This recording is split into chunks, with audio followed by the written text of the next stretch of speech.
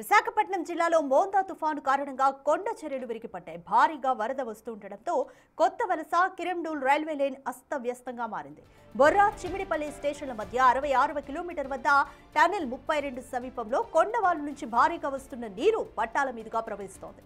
పట్టాలపై బండరాళ్లు భారీగా మట్టి చేరింది. దీంతో రైల్వే సిబ్బంది అక్కడికి చేరుకుని నీరు నిలవకుండా ప్రయత్నాలు చేసినప్పటికీ ప్రయోజనం లేకపోయింది.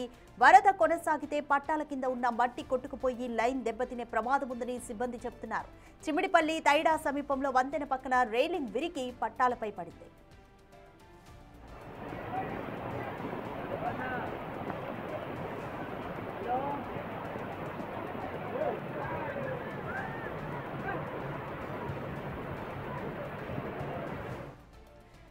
విశాఖపట్నం జిల్లాలో వరద బీభత్సంతో అలాగే తుఫాను కారణంగా కూడా కొండ చర్యలు విరిగిపడ్డాయి, చెట్లు నేలకొరిగాయి. కొత్త వలస కిరండోల్ రైల్వే ట్రాక్ ని మీరు స్క్రీన్ మీద చూస్తున్నారు. పెద్ద పెద్ద బండరాళ్లు కొండ చర్యలు విరిగి ఆ రైల్వే లైన్ మీద పడ్డాయి. నిన్న ప్రభుత్వము ముందుగానే అలర్ట్ అయ్యి చాలా వరకు రైళ్లను అంటే విశాఖ నుంచి విజయవాడ మధ్యలో నడిచే రైళ్లను చాలా వరకు కూడా రద్దు చేసింది. సో ఇప్పుడు రద్దు చేయడం వల్ల కూడా చాలా సేవ్ అయ్యారు, ప్రాణాలన్నీ కూడా సేవ్ అయ్యాయని చెప్పొచ్చు, ప్రమాదాలు కూడా తప్పిపోయాయని చెప్పొచ్చు. ఇప్పుడు కొత్త వలస కిరండోల్ రైల్వే ట్రాక్ ని మీరు చూస్తున్నారు.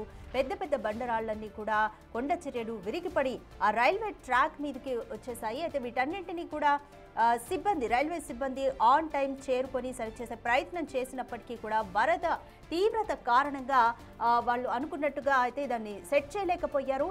అయితే బొర్రా చిమిడిపల్లి స్టేషన్ల మధ్య 66 కిలోమీటర్ వద్ద టన్నెల్ 32 సమీపంలో కొండవాల్ నుంచి భారీగా నీరు వస్తుంది. అయితే ఈ నీరంతా కూడా పట్టాల మీదుగా ప్రవహిస్తూ ఉండడంతో రాళ్లు తొలగిద్దామన్నా కూడా సిబ్బంది చేయలేకపోయారు. దీంతో నీరు నిలవకుండా ప్రయత్నాలు చేసినప్పటికీ కూడా ప్రయోజనం అయితే లేకపోయింది. వరద కొనసాగితే పట్టాల కింద ఉన్న రైల్వే లైన్ దెబ్బతినే ఛాన్స్ ఉంటుంది అని కూడా సిబ్బంది అంటున్నారు.